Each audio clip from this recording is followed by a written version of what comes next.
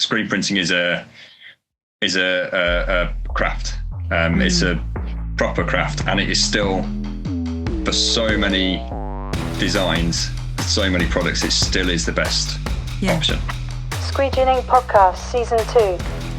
This podcast is sponsored by Blind Maggot, Magnicolors, M&R, Target Transfers, and Adobe Creative Suite. My name's Sam, and I'm, I guess, one of the founders and the only current founder of Get a Grip Studio. We're based in Birmingham, and we're a sort of exclusive water-based screen printing and sort of general garment decorator. We do kind of embroidery and DTF and DTG and stuff like that. And and we're very much focused on sustainability. We kind of have been since we sort of started, and I started back in 2006, just printing on organic cotton with water-based ink, and we only allow sustainable garments in the studio. So kind of organic cotton, recycled polyester, tencel, things like that. Yeah, that's been a move that we've done as well. But can you explain? Because that is a whole big topic. There's so many questions for you, but I want to actually start with, on your Instagram, you've got Europe's most sustainable print studio, right? Like that seems like quite a bold claim, but like what things are you doing apart from just the garments and the water-based? Is there anything else that would make you like the number one choice for that kind of customer? I mean, it's we basically stated that based on the fact that we're sort of voted Stanley Seller's most sustainable garment decorator, and wow. They are, I think, the biggest sort of organic garment supplier in the UK. I think they're the last time I checked, they were the third biggest organic cotton user in globally. Wow. But in terms of the studio, it's the way we've always run it. And I think the biggest thing for us, and we've been doing it for a long time now, is just there's no conventional cotton that we allow into the studio. There's no virgin polyester that we allow in the studio. We allow up to 15% functional fiber. So sort of if we got we have 85% recycled polyester and then 15% elastane, because there's sort of currently no real way around that. So that's we bend the rules just for that, to allow that amount in. But it's very rare that we print on that sort of stuff anyway. It's mainly just 100% organic cotton.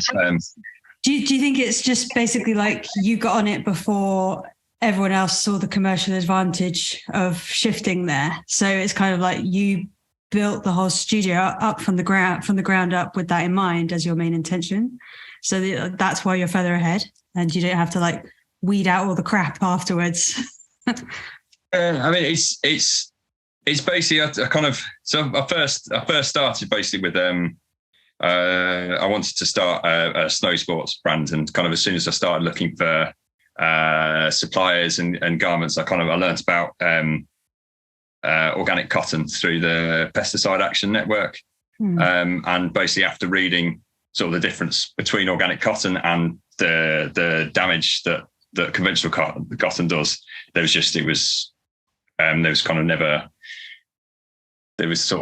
decision was made. Basically, I just thought I couldn't really start doing that with conventional cotton, so it had to be organic cotton. And this was back in 2006, so there was no real market for it. There were a few brands that have since gone out of business. They were kind of there at the start. Like there was socially accountable fabrics, ethical threads, and a few others, but there was 3 or 4 garment colours was all that was available. And then a little bit later, Continental Clothing brought out their Earth Positive range, and they had I think they came out with sort of a really small amount of colours, but it made quite a big difference. And then they started kind of building a little bit more, and it started to develop a little bit of a it's a little bit of awareness really, in a really kind of tiny market for it. And like all of our time, well, I say our time, it was just me at the time, and was just basically sort of kind of telling people what the difference is, because no one had a clue really. I'd come across like a couple of people a year who had heard of sort of organic cotton, who'd, come across that phrase. So we've been doing it kind of all the while, and it's really over the last maybe 4 years it started to grow, and then it's just sort of exploded over the last 2 years. And it's just all the brands that had no interest before, like when we'd speak to them at trade shows, printwear and promotion and places like that, they had no interest at all. No one in their stall knew about organic cotton. And now they've all brought out these ranges, and it's been sort of a massive. It's been really good for the market. It's a shame, obviously, the people that were there at the start aren't necessarily there anymore, but kind of, I guess the intention was to start this more sustainable market, and it's worked. And every supplier now pretty much is offering some sort of a range, and it's growing throughout every year, it seems, at the moment. Yeah, no, definitely. But do you think they were just like probably too early to market? There weren't enough people educated about it. They had good intentions, but they couldn't grow quick enough. That's probably the reason. There was this thing that happened the other day, and I'm not going to say who the supplier was, but do you know when they bring in all the garments and they show you it all, and they're like, they come in the studio, they lay out all the shirts and all that type of thing. We had one of those, and I was like really excited to see it, because they had like vegan accreditations, they had GOTS, everything. That was like the reason that I said, bring it in, let me see, because it was a brand new brand. And then I think basically the rep accidentally said loads of things that were like, oh, okay, you're not coming at this with the right intentions. Because they're actually literally saying, oh, add all the buzzwords like vegan, organic. And I'm like, no, they're not buzzwords. They're like things that we actually give a shit about. If you don't give a shit about it, then you shouldn't be selling it as like a new brand. From that point, I just like completely shut off. And he was trying to tell me that wool is vegan, and I'm like, it's not. And then he was trying to justify that it's like an organic material. I'm like, so it's my skin, but it doesn't mean I want it as a bag or a t-shirt. But if it actually matters to you, it can be quite irritating, can't it? But yeah, exactly. And I think a lot of the brands, you can kind of tell quite quickly, because they really don't know much about it. And if you ask them any slightly deeper question, they have no clue what you're talking about, and they have to go back and ask someone. And even the people kind of higher up in the brands don't have the answers, and then they go back to the suppliers and stuff, and then you can sort of tell that they are just jumping on the bandwagon. And the brands that actually do know, like, I don't know where you've got you have much to do with Neutral, that brand, but they are, I think to me they're the most sustainable sort of garment option around. They're certainly not the best for various kind of reasons, but they're certainly doing the most. But they're extremely knowledgeable, and you can tell that they're doing it for the right reason. And they're doing it properly. And I would almost sort of say they've gone sort of probably almost too far. So they're making it slightly harder for themselves. There's lots of brands who are doing it. They're basically kind of ticking all the boxes, and it's not necessarily a bad thing to tick all the boxes, because they're important boxes. But kind of like people like Neutral have gone a step further. And I kind of we like to do more on their garments. There's various reasons why we don't, which I won't go into. But they're really sort of find them really useful when customers come into the showroom to kind of, and they usually kind of look at Stanley Stella and Earth Positive and brands like that. But I find it quite useful to show them that they have this really sort of positive opinion of those brands, but useful to kind of show that they're good, but this is what everyone should be aiming for. So they know it's not kind of like it's not kind of 100%. All of these brands are 100% perfect. We can do better. Those brands can do better. Us as garment decorators can do better. Yeah. And it's they're just really useful to have that. They're kind of like that very, very sort of top benchmark at the moment, I think, for the gold standard or something. Yeah, it's tricky because there was this other topic there, or this other phrase that he used, and I don't know if I'm going to be able to recall it, but it was something to do with like the lack of organic cotton now because everyone wants it, that there are actually farmers that are trying to convert. Oh, conversion cotton. Have you heard that cotton phrase? Conversion, yeah. Yeah, and it's like, okay, so there's, if for people who don't know what that is, it's basically where a farmer is waiting for their entire crop to be certified as organic so they can sell it at a higher price. However, there are some brands buying up the cotton when it's converting from standard, like getting all the pesticides out of it so that it can be certified. And then they're buying it at a slightly more expensive than the normal cotton, but cheaper than the organic cotton because supply is going so crazy. But I think that is the sort of time when I think sort of most at risk, I guess, and it's actually conversion. Organic cotton in conversion is sort of. I think it's really important that it is used, and it's not kind of sort of avoided because it's not certified organic, and they are.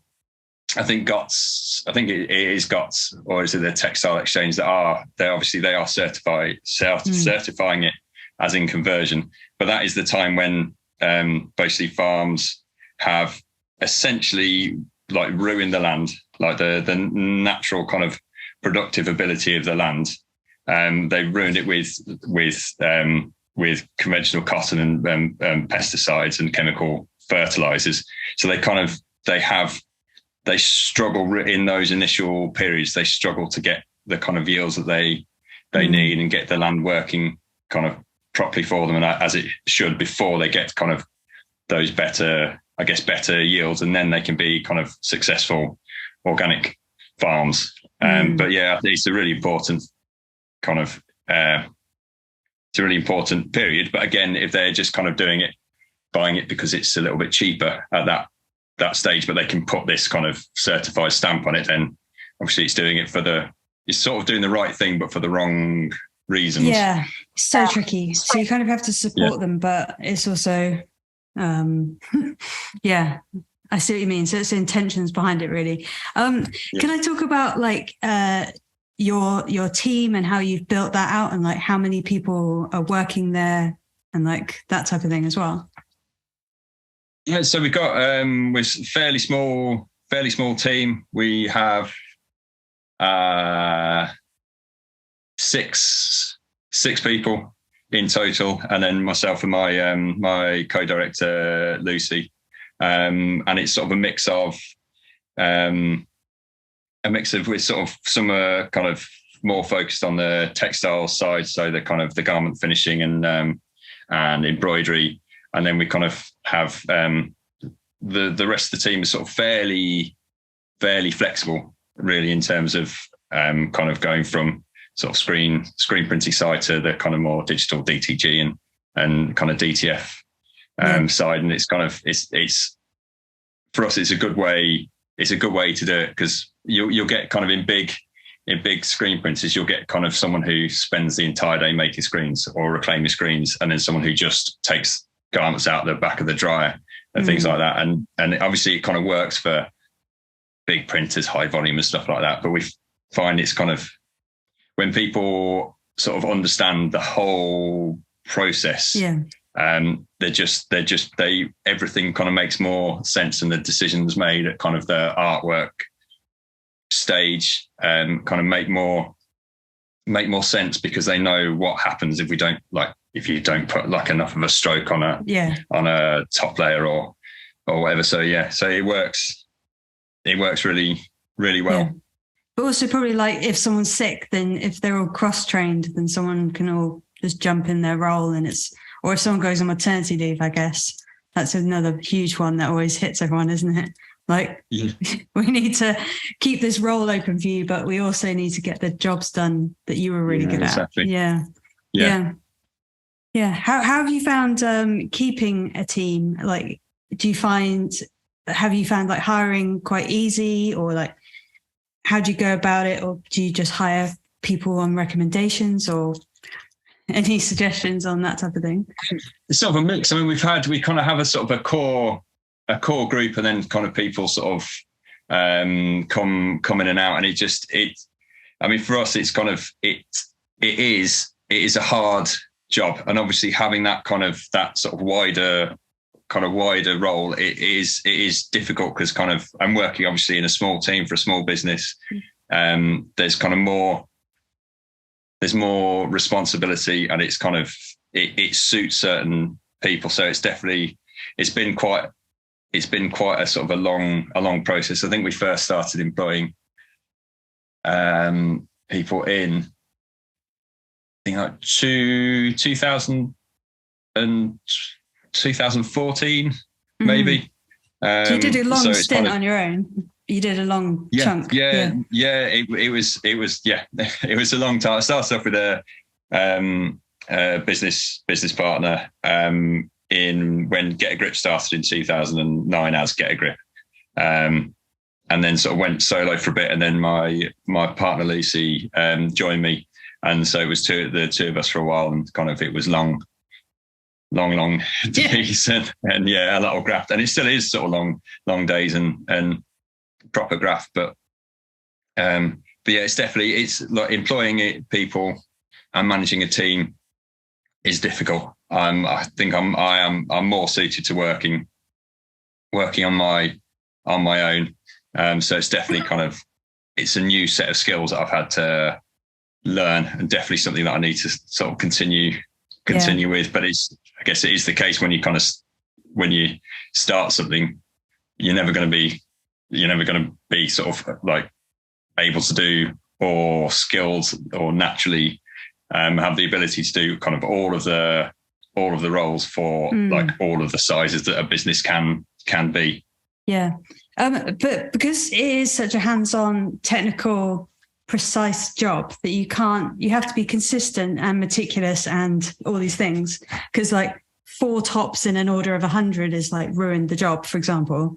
How do you get people who are practically good with their hands, and like in the interview process and stuff like that? Is it a sit down interview, or do you make them work in the studio for the day and just observe them and see if they're, for another word, I don't know if cack-handed is a horrible word, but if they're like not coordinated and can't use their hands properly, like, are you spotting that in the interview stage or trial period? Or it's, I mean, certainly definitely with the more hands-on we do, it's sort of a practical.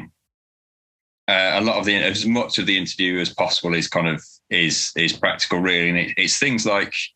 So I think the last time we employed a technician, we got everybody. We got everybody to do basically the same kind of tasks, and then sort of timed the tasks, and then basically sort of checked how they did it. And I think it was loading on our 6-bed manual carousel. It was loading basically 6 tees on that. And then working out. So obviously they were kind of shown how to do it and kind of had a practice run, and then they were left with a stack of tees and just left to kind of get on and do it. And we sort of afterwards obviously worked out the time, and then worked out basically how well they were done. And it was a real mix. There was some that took a really long time and did an excellent job, and there's some that took no time at all, did a terrible job. And it's a sort of a good way of, I guess, the best way of working it out, because otherwise it's just kind of like lots of people, and I probably shouldn't say, but we had one of our longest term employees in the interview. I didn't think he was like amazing in the interview, right. And he's turned out to be like a really, really great employee in kind of every way, and is sort of really taken on the roles, really skilled, absorbed all the knowledge and stuff. So it's really difficult to judge someone on in an interview, and especially kind of more recently, it's been, and sort of over obviously lockdown periods, it's been kind of video interviews and stuff, and that's I think that's even more difficult, really. Yeah. They got like proof that they could do a Rubik's Cube, and then they're in, or something like. Yeah, we should probably do that. Yeah. But then I can't do a Rubik's Cube, so yeah. Neither can I, but they can do YouTube. They can learn. I've always wanted to take like a little group of people into a escape room, because then you really see what people are like, and then you just sit there watching. But apparently, lots of people do that. Yeah, the sort of teamwork aspect of it as well, and just whether they just sod everyone else, sort themselves out. Yeah, maybe from more of like a managerial position, like all the people who want to be the manager, like we'll see when you get out of the escape room, if you do. That's quite funny. That's a good idea. This is like more business questions specifically for what we're dealing with at the moment in the UK. That's why I want to get more UK-based studios on the podcast. But like, there's so many things that we're having to deal with at the moment, and I'm on a micro scale, but you're on a quite a big scale. Like, how are you even contemplating figuring out like the energy crisis that's about to? Because we've got if the American people don't know, we're currently getting support for our energy bills, but that cap's going to come off in April. Yeah. April. So then we're going to, all of our energy bills are being subsidized at the moment, but that's going to be like triple. So how are you dealing with that on a bigger scale? Like, I have no idea. Like, what's going to happen? We're really not. We're not that sort of big. There's. I mean, we're kind of. I think we're often sort of seen at the same level as some. Like London printers, for instance, who have like 50 employees sort of thing, and that's and obviously have a much higher output and stuff. But I think we've always been, and there's probably the thing that kind of most interests me at the moment is just trying to make things more efficient. So we've been working on ways of reducing our energy usage. I think the main difficulty we found is with DTG, because we run cornet printers, and they take much longer to cure. And if you're going to cure things fully, which seems to be the kind of always the way to do things at the highest kind of profit, people cure things for less time, and then they have more washouts and things like that. So we make sure everything is fully cured, but obviously there is a cost. That cost used to be really quite negligible, and then it's now getting to the stage where it's kind of it's almost as much as the ink, and obviously the ink is just going up and up and up because just everything. I think all suppliers. Are you finding all of your ink, like for your screen printing and your DTG, is going up like that? Yeah. It's been going up for the last kind of 2 years. It seems to have, like, we've been expecting screen inks to go up again in January, because it's just always the time for them to go up. But they seem stable. The DTG inks have kind of gone up again, and it is a really kind of serious chunk. They're definitely going up quicker than we can increase our prices, and we have had to. We've always absorbed all of the price increases, but it's just getting to the stage of we have alternative ways of decorating. We can't kind of, because it was getting to the stage where we're making a loss on DTG because of the cost of the ink. Wow. And the cost of electricity, and we just can't.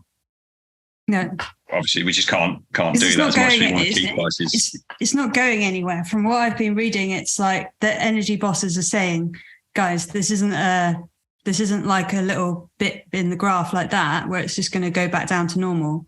It's here to stay for a sustained long period of time, because they buy their energy up in like years before, and then that supply got cut off. So it's going to stay here for a long time. So we have to put our prices up. Otherwise, we're not in business anymore. We're just like a very elaborate charity hobby getting whipped by everyone. Exactly. Yeah. That's the thing. And I think customers do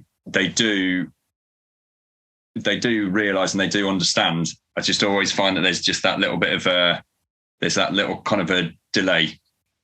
So everyone's experiencing higher prices, but there's a kind of it's almost like there's a delay before they think that, oh no, yeah, actually everything is more expensive. So it does make sense that you are more expensive as well. If you see what I mean, this kind of they are accepting, but it's just that initial bit.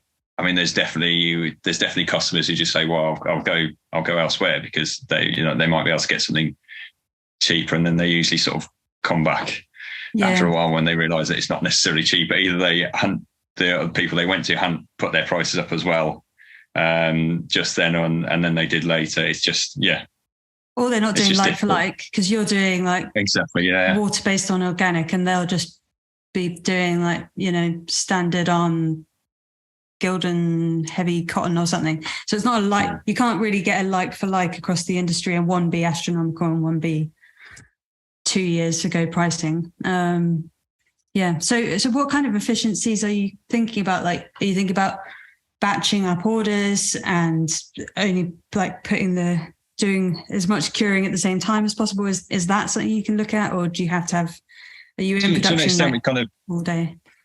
We work out, we basically kind of work out what we can, which jobs we can flash and stack, and we flash and stack, and then run the dryer as efficiently as we possibly can.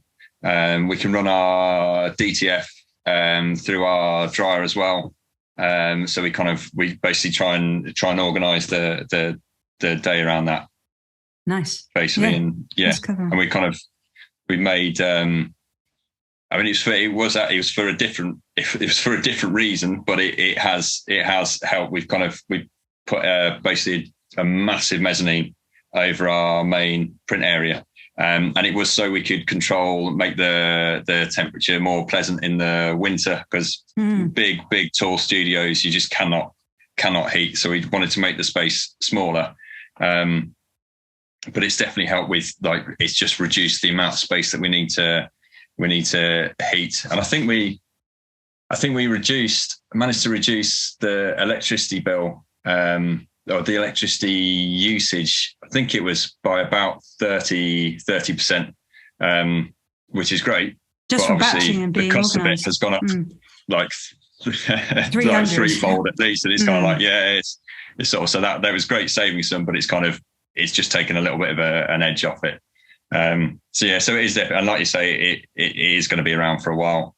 But it's just I think being like conscious and making the team conscious of actually what they're using and what they're leaving on, because there's sometimes we'll just sort of have just sort of people leaving kind of heaters on when they're not actually in the rooms and things like that. And now we kind of got it to the extent where every time I go into the kitchen, everything's been turned off. So you want to boil a kettle, you have to turn the kettle on at the wall and stuff. So it's really sort of got the team kind of fully sort of understood it, and everyone's working together, which has been really, that's really cool. Really good.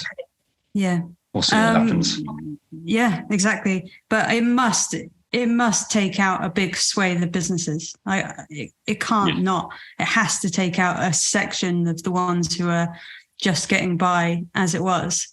And then like all the news and stuff I know there is a cost of living crisis, but also being told about how to like deal with the cost of living crisis. Everyone's being told to slow down and not spend, which ruins the economy in another way, because then the economy is just the movement of money through businesses and people, isn't it? So yeah, you can't, like, putting doom on crisis is just even worse. However, do you see that there's potential?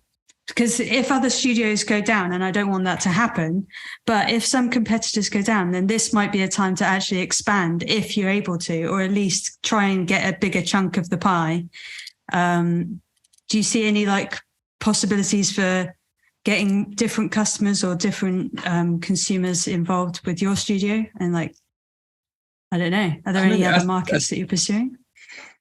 I think we're moving into print on demand, which I've been working on it for a few years, and it's taken quite a while to get going. We're very close to launching, because it's just a big industry, basically, sort of within our industry, really, the print on demand side. And it's just, obviously, it's all about kind of automating things and making the systems as efficient as possible. And it was, I think, from when I started, I think brands were always saying, well, I've got this great idea. If I sell one and then you print one, that's gonna be brilliant for both of us. And kind of, obviously, if you're screen printing, it's not really a possibility. So it is all kind of based on the digital decoration and the embroidery that we offer. But that's sort of the route we're going into, and then we'll use that to encourage more people to screen printing or back to screen printing. Because for me, it's screen printing is a craft. It's a proper craft, and it is still, for so many designs, so many products, it still is the best option. That's good to hear. It's kind of it's just, and I think people kind of forget about it, really. And we've spoken to people who are just expecting like screen printing to completely die a death, especially with DTF. But it's still, even as the sort of DTF gets kind of faster and more efficient, and they link up kind of film cutting with, obviously, the printing and the powdering and the curing and all of that stuff, it's still much more efficient to print 50 screen printed t-shirts than it is to do to DTF them, or especially kind of DTG. So I think it's always going to be there, and we just want to encourage people who want to do it what we still think is the right way and the best way to kind of come back to screen printing. I don't want it to be like vinyl, where like vinyl as in music players. It was the norm, and then everyone kind of forgot about it, got hidden behind CDs and downloads, and then it had a resurgence. But I can't see it going out completely, because I do think it is superior to DTG, because we get samples here from like huge companies like Snuggle and stuff all the time, and it just feels foamy. Do you feel that? Like, it's like this, it's fake to me. It's like, okay, that's not ink, and I can't get on board with it entirely. I could definitely see a use for loads of like ultra color stuff. We use it all the time on like neck labels and unusual materials, and like, recycled polyester and stuff that you just can't really print very easily. But just DTG, I've just still got a wall up against it, just being, it's not proper. It's an imitation. I think we tried so many kind of systems, and the one we went for was basically it was the closest to our screen printing, and especially the prints on white. It was the only one that printed the kind of like deep kind of rich colours like we can achieve with our low solids water-based ink. But it's still, I mean, there are definitely designs which are kind of 100%. It just makes sense for them to be on DTG. It is a shame that there's we don't do that many CMYK or simulated process screen prints anymore, because they are hard work to separate. But there's just so much satisfaction. And a lot of the time, the kind of end user has no idea what's gone into them. Even like just working for like 14 hours on one piece of artwork, but it's incredibly satisfying to build up that kind of, I would never say photorealistic, because we don't like it. It's not anywhere near the resolution of a digital print, but it's just incredibly satisfying. And I wonder whether that kind of style where you can it's photographic, but if you get kind of close enough, you can sort of see you can see how it's produced. You can see those kind of half tone dots, and I wonder whether that might that might come back into fashion, like you say, in the same way as kind of vinyl records did. That kind of really, that thing that you can only really achieve by screen printing. It'd be nice, to see that back. It's tricky, isn't it? It's because even the artwork that you're saying, have you done any of the AI generated artwork stuff yet on those programs? No, maybe not. No. So like there's literally 3 Discord groups, and you can like tell the bot what you want it to process artwork wise. You can say like photorealistic picture of Obama riding a motorcycle with a sunset, and then give it 12 seconds and then it generates the imagery. And you're like, what the fuck? And then, but all of the images have this kind of, like, it's amazing, but it's also like all of the images have a AI look. And I can't quite distinguish it because they do it in different styles, but you can still, if you showed me a designer, like a human design something, artwork, and then an AI, I think I can still tell the difference, but I feel like it's already starting to creep in. So I saw it on a Facebook group the other day where someone was like, oh, I actually don't need your services, your design services anymore, because I just made an AI generated vinyl cover instead and it looks great. It's like, oh shit.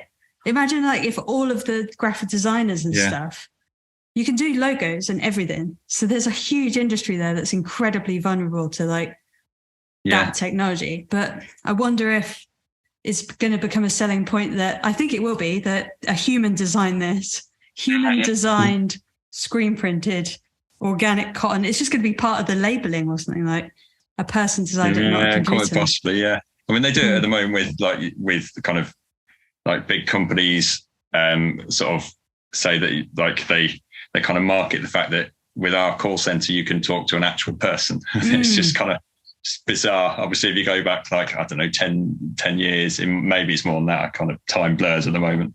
But it's just, it's crazy how it's sort of, it's been accepted that you have to just go through like a pointless bot conversation that clearly has 3 answers that it's just going to give you over and over again. Yeah.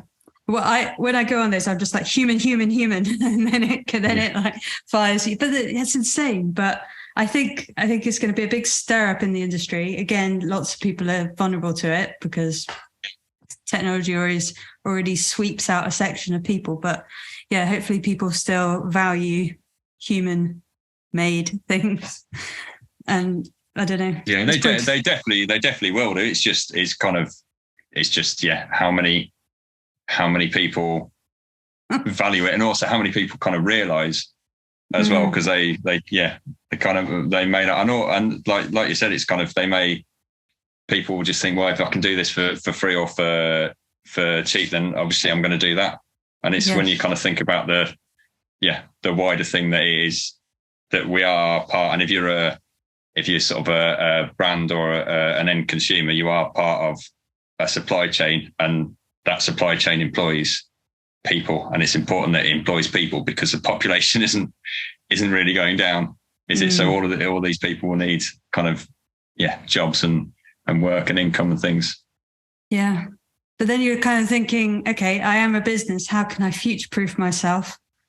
How much of this technology do I have to take on to be competitive? Because if everyone else around you does AI DTG and I'm here drawing and doing on Illustrator and screen printing it, it's like, am I going to be able to compete? I don't know. But I think people are incredibly adaptable. And we've kind of like, if you go through the evolution of time, kind of we adapt to everything. If you do kind of think what things were like, and even just sort of in like the very kind of immediate past, just how the COVID and things and lockdown were like absolutely immense. And then it's just sort of everyone kind of, not everyone obviously, but people just sort of dealt with it and adapted and changed how they were kind of working, and changed how they were living and things. And we are sort of quite an impressive species in that sense. So there will be ways, and people we'll kind of work out ways to adapt and I'm just and tired sort of survive. Yeah.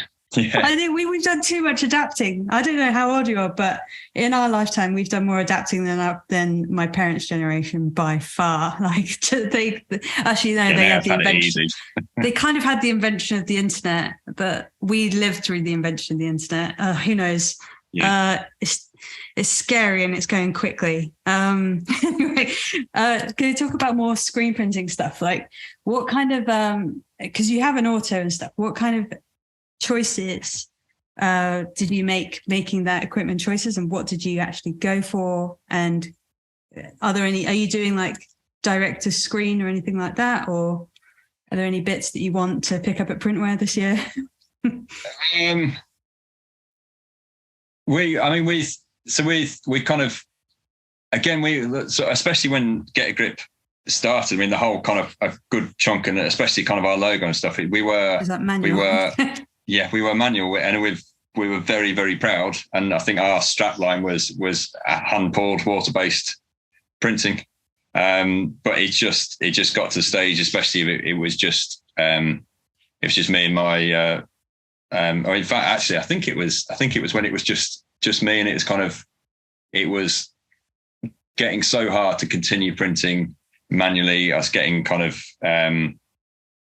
sort of, I guess, the start of kind of carpal tunnel, and just couldn't, like, my hand would just close up whenever it was kind of relaxed. I know what you're talking about. Yeah, and it's hard work, and just kind of like shoulder issues. I got hit by knocked off my bike by a car, and it did something to both shoulders. And obviously then manually printing was the worst thing you could possibly do, because you're working that kind of same movement over and over again. So it was every step towards more automated stuff is always, it's a little bit reluctant, because it's taking it slightly, like every time it's taking it like a step further away from the kind of original craft, which I guess was the attraction to screen printing. If you're becoming more like your logo, with some little skeleton hands still gripping onto a little handle, that's no fun either.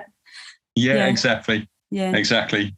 But yeah, we went for an auto, and we kind of, I think the main thing was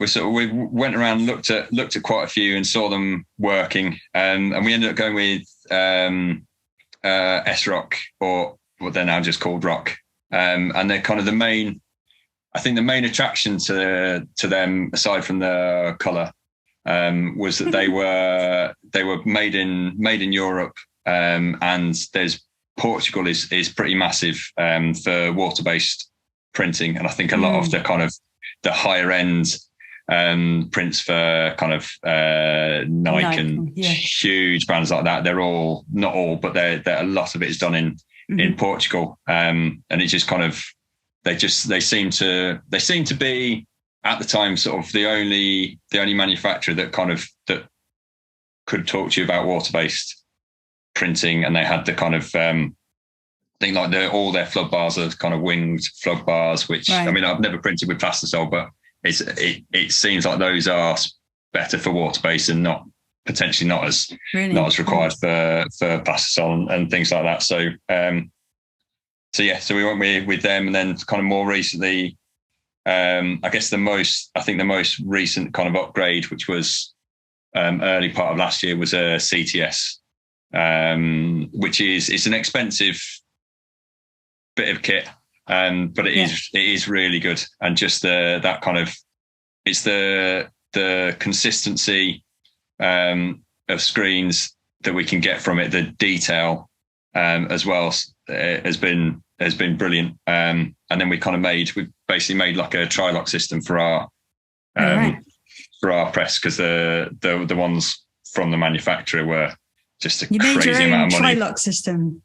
Yeah, how do you even start figuring that out? That sounds insane. Well, it's just, it works. It's tri-lock, so it's just like the three bits to the screen bots up, and then we basically just made the same thing, just using bolts and bearings, basically on a kind of like a platen, and you just do exactly the same thing really. And I can't see much difference between that, which cost about 20 quid or something, and then the proper ones that were just a silly amount of money. I think they're kind of like 800 quid or something like that. Yeah. But it works really well. And we sort of start off now when we're lining up, we start off like locking the screen in within a few seconds, and we're either bang on or we're like a fraction of a mil off. And it's kept things like we're much faster. I think producing every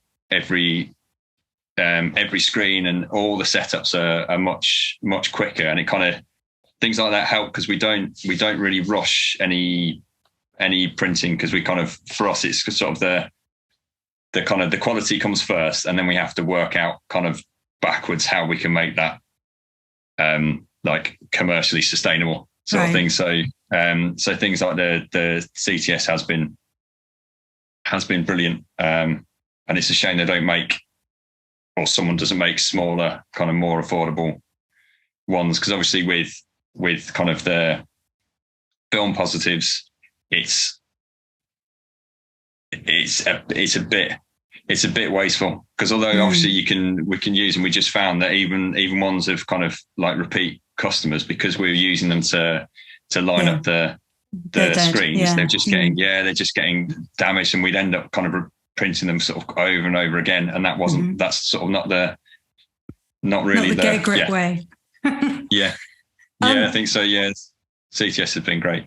Can you talk to me about like quality of water-based inks? Like, say if a print is coming off like the end of the dryer, and you bring one of your guys over, or your employees, and you're saying that isn't good enough. Like, what are the kind of things that you can look out for that makes a water-based print not very good? Like, is it just down to alignment, or is there like fibrillation that you're looking at, or what kind of things can you obviously see and teach people to kind of adjust and look for? I mean, it's sort of difficult because we're really consistent now. So the most likely issues we have is screen breakdown, because obviously we use water resistant emulsion from manufacturer of water based inks, but it still breaks down. Right. Even sort of with brand new squeegees, really light pressure, it's still just kind of, it breaks down. So it's kind of it's sort of catching those, because it's that kind of ink creep that when the ink starts to sort of break through the screen, it kind of goes on underneath the tape. And we stopped using plastic tape about two years ago. Oh, right. Wow. So you have to contend against it going through like masking tape or something, or? Yeah. So it's a acid free. I've tested so many masking tapes to find one that can hold enough, but it basically so it doesn't actually get through the tape, but it just gets between the underside of the screen and the tape, and then just works its way across kind of like print after print, and then it just kind of pops out of the side. So it's kind of picking those up quickly. But yeah, I mean, it's not that often really that we find those, because we pick them up on press usually, and obviously sometimes we've only got it's not a big rock, so we've got an eight bed press. So sometimes you can lose like 7, 8 shirts, but generally kind of, especially with we know what we're looking for. But how do you do that? Like, say if the order is 50 and you lose 7, and then it's water based, so do you just have to like take everything down, or do you just clean all the ink off when it's on press and leave it there until you get your shirts, or do you have to take all the screens down, get the next screens up? Like, is that what you have to do? You have to just if we don't have replacements, then we have to basically make a decision depending on sort of kind of where it is in the print run, and obviously the volume. Kind of have to just make the call on whether we sort of print everything that we've got and then just set up again, or whether just to kind of stop and remake a screen. But again, with the CTS and the Trilock, it really doesn't take that long to go from as long as we've got coated screens ready and waiting, it doesn't take that long to go from the coated screen to back onto the press. But again, like any delay like that is a bit of a killer, especially busy periods. It does have that like knock on effect sort of thing. Yeah. Like that seems like a thing that I would struggle with a team, is if somebody's like spotted it and it was their fault, for example. I know that isn't their fault, the screen breaking down, but if they didn't spot it, it might be. And then like, how do you make sure that your team are actually like coming to you with those problems and they're not just going, oh shit, let's just put it in because let's just try and hide it. Like, I think surely that would happen sometimes. I think it's just, I mean, because they know, because we've had kind of, and we have staff that have come from like a really high volume screen print background, and I think they appreciate that we like the quality matters way more than the output. I mean, we almost barely consider the output. Obviously, we have to keep up with the print jobs, but it's not like we have a big stack and we just say, right, there's 1,200 garments there. Those need to be printed in an hour, because that basically means that people will just throw the shirts on and they will take them off. And if they just won't really care. But it feels like that's a very different bit of the industry to kind of what we do. But they just, I think they kind of they like the way, they like what the sort of businesses focus is, and they take that on board, and they know that it's kind of it matters more that we pick out the kind of issues and we kind of fix them and have a good set of shirts at the end of it, than kind of like just trying to get through to try and take the pressure off. Yeah. From like another end of it, like for customers coming to you and say they're quite adamant about the garment that they want, and maybe they're even saying things like, we've all heard it, like, oh, I've already bought the shirts, which is mainly always bullshit. They're basically going on buytshirtsonline.com or something. But like they're saying they've already got the shirts, they want you to print them. How are you kind of like letting them down a little bit? Or are you saying like, no, we do it this way, you might need to find another printer? Are you finding that that's quite easy to like turn away? Or are you saying, okay, well, we'll print these ones, but next time go with Stanley Stellars? Or how do you deal with that? Basically, if they are certified, so they're got certified or GRS for recycled content, then we will print them. If they're not, then we won't. But we've turned down huge amounts of work because the customers wanted us to print on conventional cotton, and sometimes it's been when we can't actually find an organic cotton alternative. But it's just I think we set out our stall basically, and as I think as soon as you start kind of going back slightly, then it's just you open up this whole area where you just start to say, kind of maybe, or we haven't done as well this month, so we kind of need a little bit more income. It's just a very definite line. We want a few years ago now, we had one customer who was I think they represented about 70% of our revenue. And bloody hell! You had one customer that did 70%. Yeah, that seems terrifying. Oh, it's very good, but also scary. Yeah, it was like a period where we kind of really started to grow, and a lot of it was from that one customer. Okay. Right. And we managed to get them to convert from Gildan basically to organic cotton. And everything was going sort of fairly well. We're kind of initially struggling a little bit. There was some like late kind of 2-3 in the morning finishes to basically keep up with the demand. But they had a change internally, and the new person that ran their e-commerce wanted to basically bring in like a budget range, and they wanted to bring in Gildan. And we just had to say, no, we can't do it. And I think partly they didn't like being told by a supplier that they couldn't, like they were limited basically from what they could do. So we lost them, and we struggled along for a bit, and then just sort of managed to bring it back, and we ended up kind of replacing their work with like hundreds of new customers, and it's just much more stable. To have lots and lots of customers with even putting in sort of like substantially smaller orders, but just having lots of customers and lots of variety. Yeah. Have you ever been like tempted or approached to do a lot of contract work, or is that a percentage of your business, or would you consider doing contract over? Are you just direct to consumer at the moment? Direct to brands.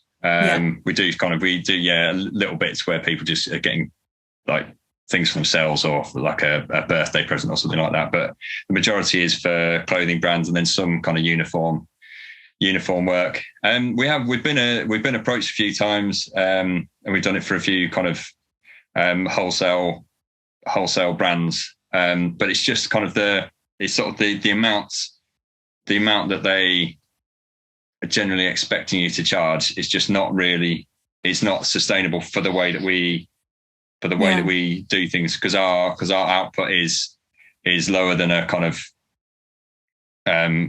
lower than a kind of a much bigger printer, and also lower than kind of a printer that just churns out crap essentially. And we can't do it. Just when you take into account kind of labour, and we're a real living wage employer, and we can't do sort of that sort of pricing, because it's impossible really to maintain like well paid, happy staff, maintain quality, and then have like these ridiculously low prices. So it's not really something that we've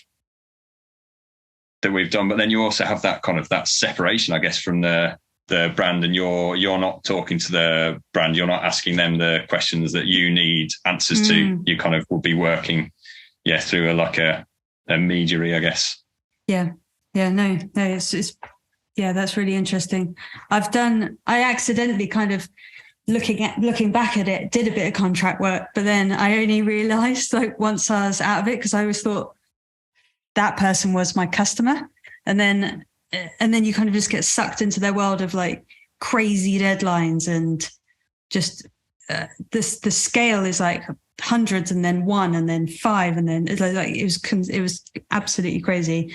Cutting off like specific customers can really help your business out. There is such thing as a crap customer, I think, but it's difficult though, because I think for us they're still, and it is something that I've always struggled with, is that it's kind of, to me, there's always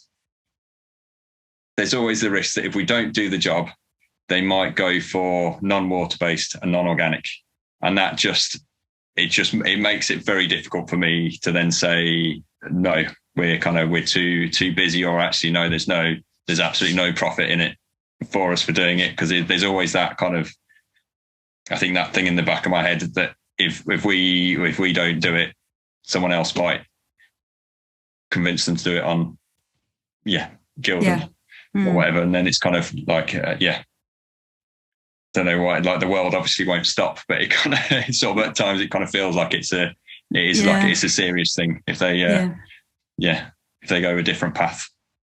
There was this is to do with actually a completely different thing, but I've just like really want to ask you about it because I saw it. Have you seen the colour reel embroidery? Because you were saying like you don't have virgin polyester, and I know there's recycled polyester. And then have you seen the colour reel where they dye the fibres? I'll just like to tell people what it is.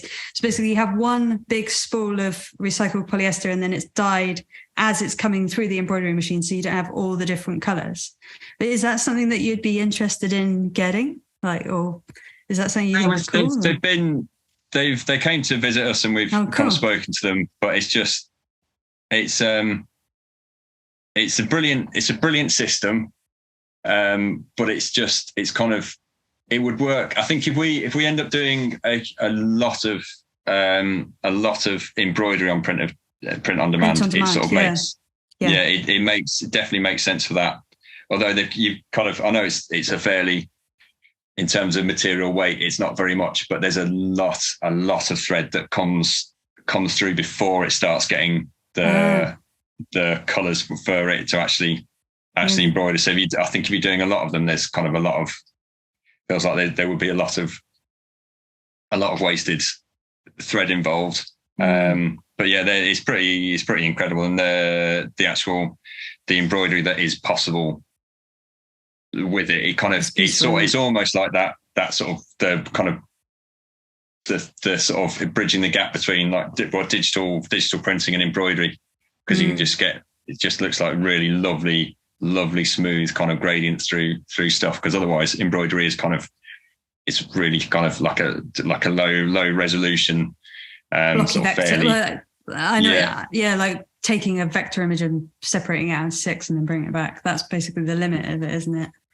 But do you think it's just like keep an eye on it, and then in like 5 years it'll become economical enough, and then loads of people have them, and just be adding them to embroidery machines? I'd be surprised. I would have thought. I think there's obviously a lot of money behind them. They've gone from the concept to the product really sort of quickly. And I'm pretty sure, I mean, there are so many like big print on demand printers that just like their volume is so huge, and they're just getting like new like Atlas Maxes or whatever from Cornet all the time. So they like for companies like that, I mean, I'd imagine they must be running a few of them by now, and it probably is that thing where it kind of, they start doing them in volume, and then kind of people sort of find out about it, like customers and brands find out about it, and that's kind of what they want. So there's kind of that aspect. It's difficult. So it's definitely, it's just just seems like a really sort of good idea. And I'm not sure about the wastage, because if you mess up a recycled polyester shirt, then obviously that's a lot of thread. So it's kind of I don't know how much of a thing that initial wastage is. When you think about it, I guess you don't need to have and store as many the cone things. But yeah, no, it's a pretty cool. Yeah, it's a pretty cool thing, and it's quite exciting. It seems like that kind of advancement in technology, and it just seems to be really quick from someone saying, do you know what would be cool if we could do this, and then it just like people have the knowledge and ability to then design and produce these things and get like this idea to the market really quickly. So it's good, like seeing stuff like that coming through. I just wonder whether there'll be much in the way of kind of screen printing, where there'll be actually much advancement, because obviously if all the focus is on this kind of like obviously the digital world and the kind of the print on demand world, whether there will be as much of that kind of brain. Yeah, exactly. Yeah, as much of that kind of brain power going into screen printing and kind of improving that. Yeah. That's really interesting. One of the questions I gave you, I don't know if you had the time to look, but it was like, what was your unpopular opinion in the screen print industry? Did you think of anything for that? Yeah, I guess. Yeah, I've probably got a few. But I think, mainly I think for me is that if you are offering organic cotton, you shouldn't be offering anything else. Yeah. You either don't give a crap about the products and where they come from, and you are just about making profit, or you want to do it in the right way, and there is only one right way, I think, and you shouldn't do both. And especially if you do both, you shouldn't just promote organic cotton or make it look like that's the majority of what you do. Give them something around the back if they want it.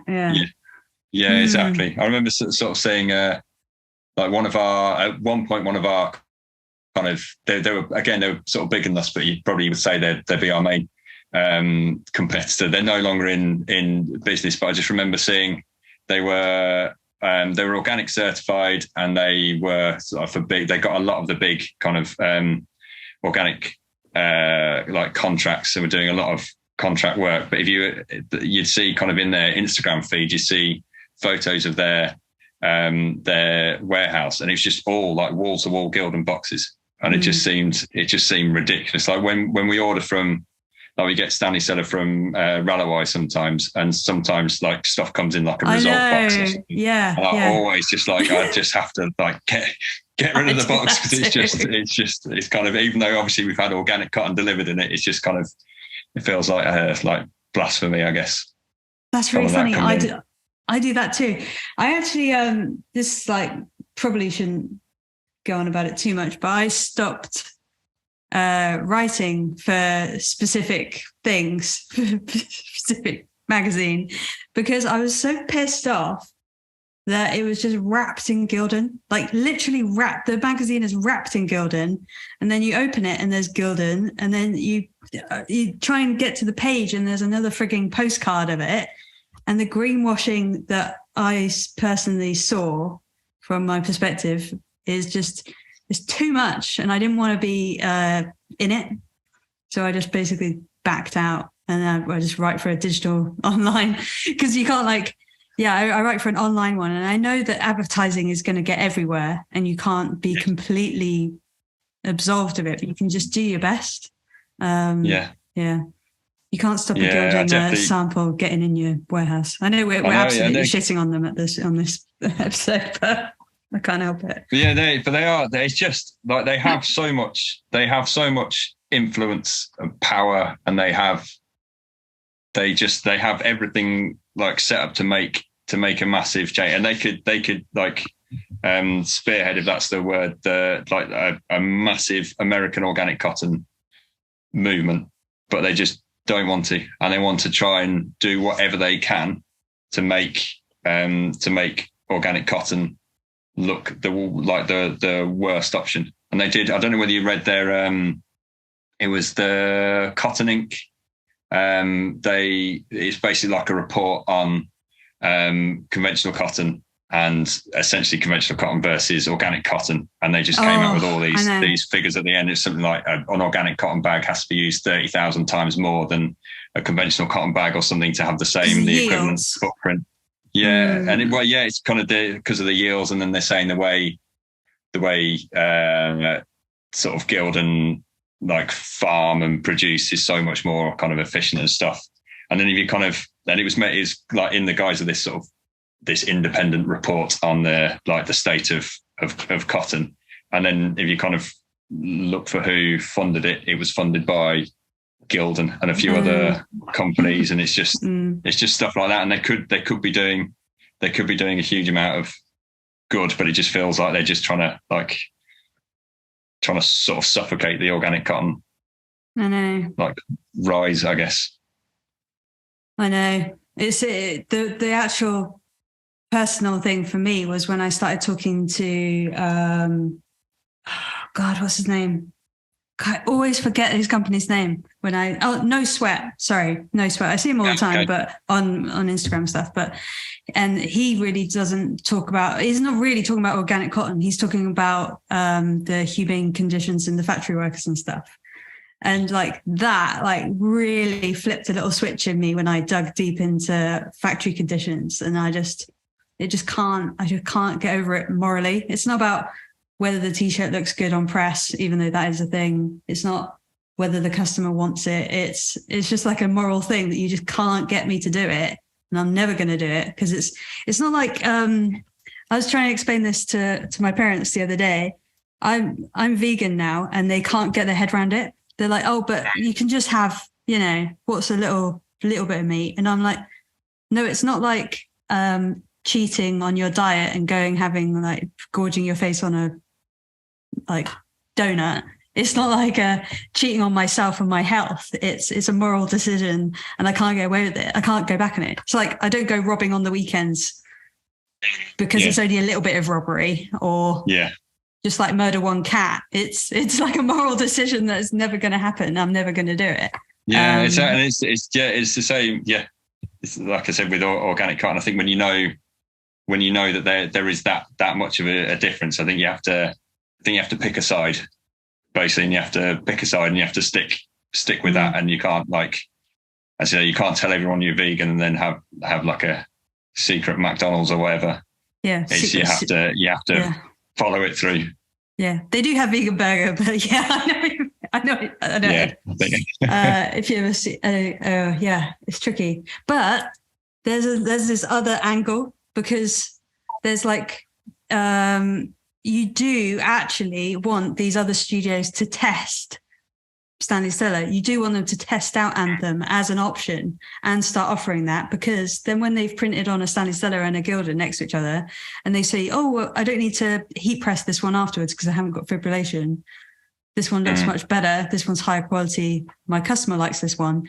And then you're trying to help, like, get them to adapt and buy more of it so that it eventually becomes part of their natural consumer behavior and stuff.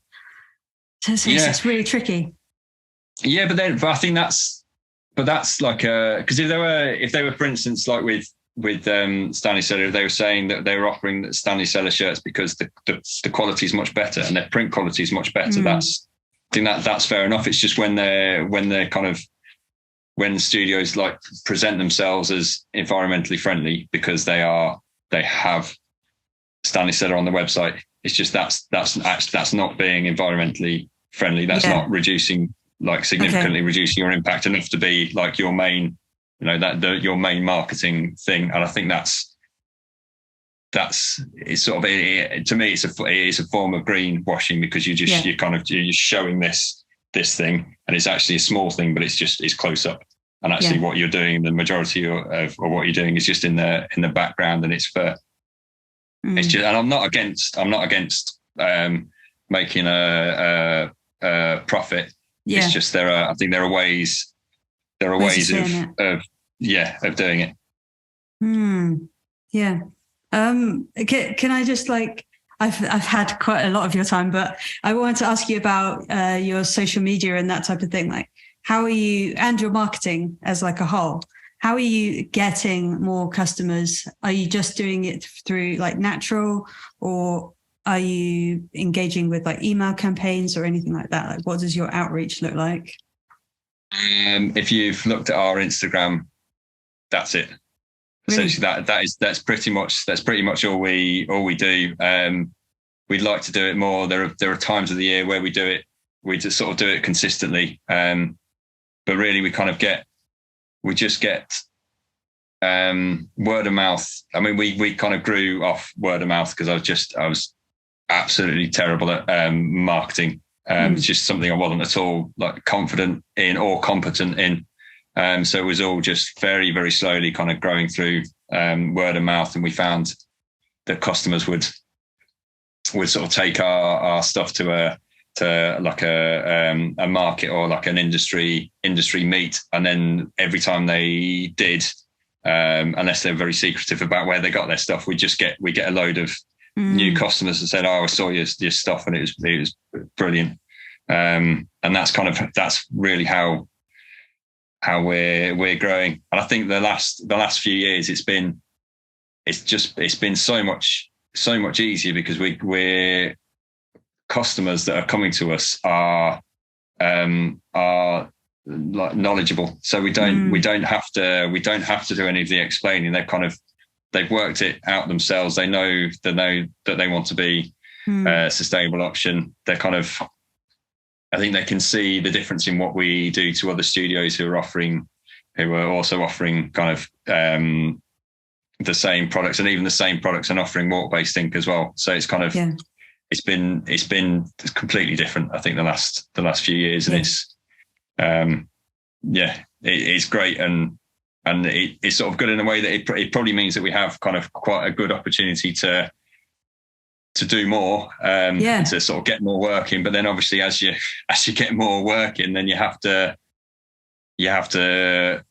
grow, and then you have to kind of manage sort of waste and things, and it's not necessarily always the best thing to do. Like, I'd still quite like to go back So when it was just me manually printing on my own, sometimes it'd be really nice. I don't have to worry about kind of making sure we got enough to pay, make enough to pay the bills and pay the staff, and making sure everyone's kind of like everyone's fine and keeping up with kind of what our suppliers expect of us and things like that.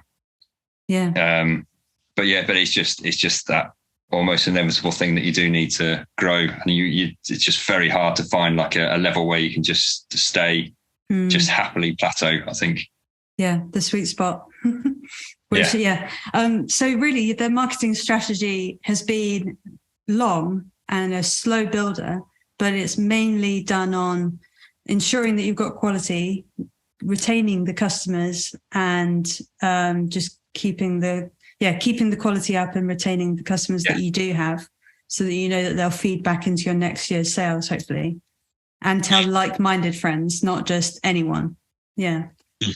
Yeah, definitely. And I think that helps. And I think people are kind of quite like proud of the decisions that they've made. So I think people are more likely to tell other people if they're proud of the decisions that they made, rather than saying, "Oh, I got these. They're really, really cheap. They're a bit crap, but they were really, really cheap." If they can actually say that they made a good decision and they sort of researched and they picked the right studio and they like made the right decisions, I think they're more likely to recommend sort of really convincingly, I guess. Yeah. That's probably why like what I'm seeing on your social media is like very educational on like sustainability and that type of thing, because is it just like you educate the customer, then they feel like they've learned something new that they can then say back to you, and then you're on the same level, like they understand what compostable means now because they read your post about tags, for example, so then they're asking for compostable tags. So then they feel like more part of the journey. Yeah, definitely. And I think it's good because I think our like that. I mean, the focus and the sort of the whole point of doing it is to show that what we do is possible. Because I was told, like, just throughout the last, because we've been doing it for 16 years, and I've constantly sort of been told that, like, is it really worth it doing it? And it kind of, I sort of felt it. I felt it was, and I felt we had. There was just a big gap in the industry, really, that needs to be filled. And I think we kind of it was kind of initially was that like that educating thing, but it's not necessarily saying that this is compostable. You should only use us though, because like we're the only ones that have this compostable bag. It's just, and as long as they make the right decision. I mean, like deep down, obviously, I kind of hope that they do decide to use us. But like genuinely, if there was someone who was doing exactly the same thing as us, then it doesn't really matter as long as the customers are going in that direction, in the right direction. Because I mean, like I think if everyone was doing exactly the same thing as us, but they were just doing it better, and we went out of business, it wouldn't be a terrible thing. But I think like the idea of kind of us sort of really struggling when companies who haven't done it, in my eyes, in the right way, succeeding, I think that would be difficult, I think, to take. But just as long as the industry is doing it the right way, then I'd happily step aside. Go back to the garage and a manual carousel. Yeah. And you just be left alone for a little bit. Just like that'd be nice. Little bit of no emails, no calls. Yeah. Just sign off. Thank you so much for your time, Sam. Yes, thank you. Yeah, thanks for having me on. All right. Cheers, Sam. Thank you. Cheers. Bye. Speak to you soon. Bye.